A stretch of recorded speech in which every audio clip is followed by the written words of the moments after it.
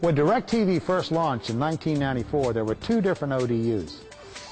There was an 18-inch reflector with a standard single-output LNB that would provide service to one receiver, and there was an 18-inch reflector with a deluxe dual-output LNB that would operate two, and when connected to a multi-switch could provide signal to multiple receivers. Most installers scratched their heads and wondered why DIRECTV couldn't run everything down one cable like cable TV. Well, the technology just wasn't available. Fast forward to today, where we've gone from one single orbital slot at 101 degrees to 5 primary orbital locations with at least 2 polarities on each, stacked frequencies from 250 megahertz all the way to 2150 megahertz, and 2 different downlink frequencies. Things have gotten even more complicated. Now look at what we've added.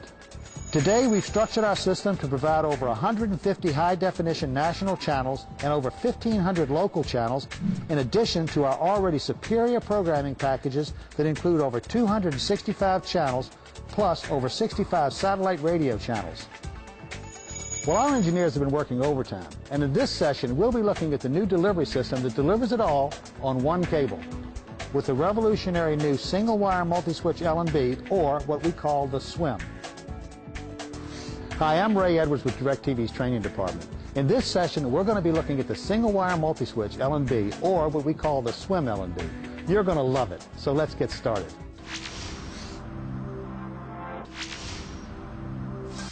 This is the SWM LNB. The very first thing you'll notice is a single output port. That's right, there's only one. Unlike the original single output LNB that can only provide service to one receiver, the SWM LNB allows you to connect up to 8 receivers off that one output.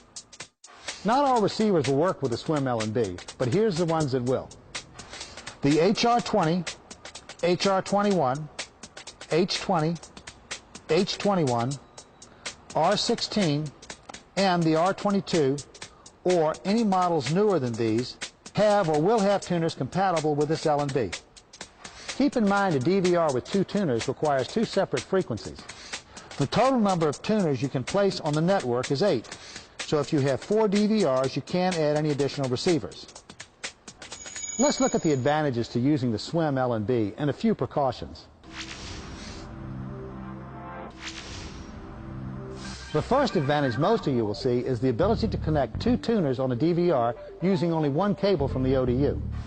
Because each tuner in the HR20, HR21, R16, or the R22 is capable of having its own assigned SWM delivery frequency, you can feed both tuners off a single cable. Another advantage is you may be able to use existing cables pre-run in a home and not have to run new ones. Though we would always like to see only approved RG6 cable with solid copper center conductor, there are times when you just can't get a cable from the ODU to the receiver. If the existing coax cable is in good shape, nothing is in line, and the run isn't too long, there's a good chance you can use it. Before you do, you need to run a couple of precautionary tests to make sure it's good. Here's how. First, read the resistance of a terminator and make sure it's about 75 ohms of resistance.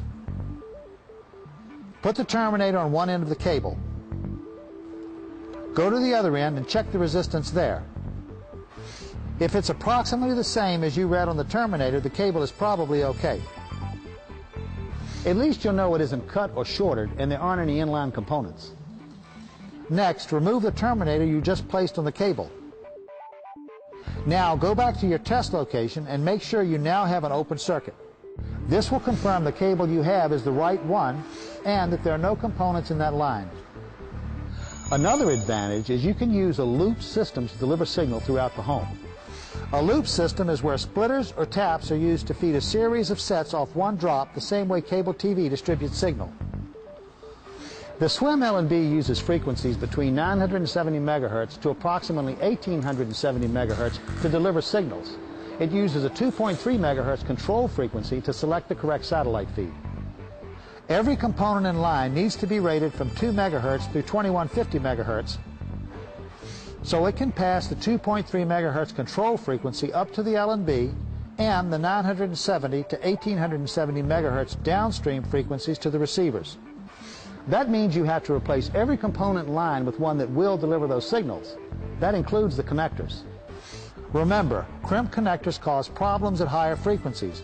Use only DIRECTV approved compression connectors on all installations. Another advantage in using the SWM LNB is that you have only one cable from the ODU to the house. That means you have only one cable to ground.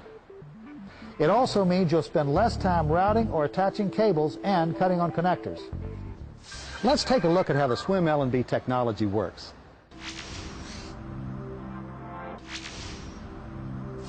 Here's how the single-wire multi-switch, or SWM LNB, works. Each receiver is assigned a specific block of frequency spectrum directly from the LNB. The receiver and LNB communicate using a very low frequency of 2.3 megahertz.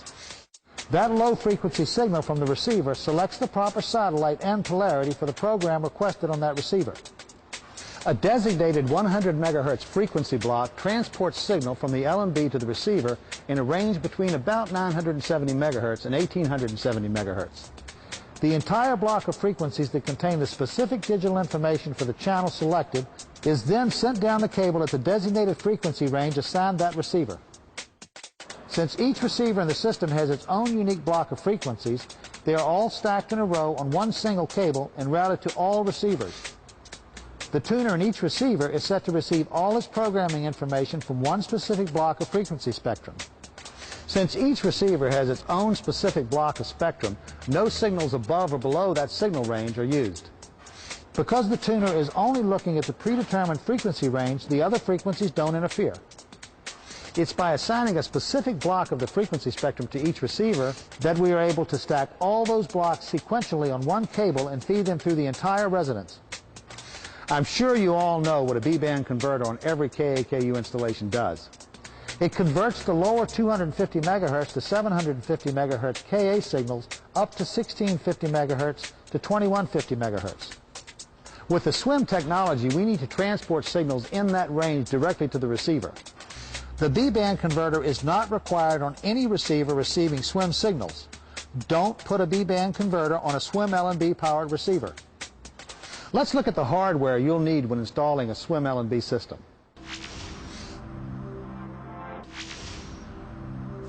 Since the SWM LNB is unique to DIRECTV, it's essential that you use the right hardware.